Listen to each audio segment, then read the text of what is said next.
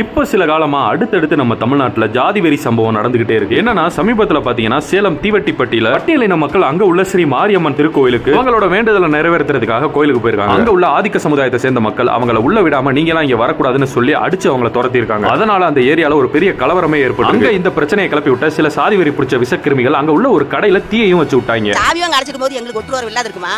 எங்களுக்கு அது அங்க போக எங்களுக்கு உரிமை இல்லாத இருக்குமா? இப்ப முளைச்ச பிள்ளைங்க நீங்க ஜாதி வரி பிடிச்சு பிள்ளைங்க இங்க வரக்கூடாது கும்பிடுறதுக்கு இதோட கட் பண்ணிக்கணும். அதே பகுதியில் இந்த ஆதிக்க சமுதாயத்தை சேர்ந்தவங்க நீங்க வரக்கூடாதுன்னு சொன்னவங்க சொல்றதையும் கேளுங்க. நாங்க வந்து 4 பேர் தான்.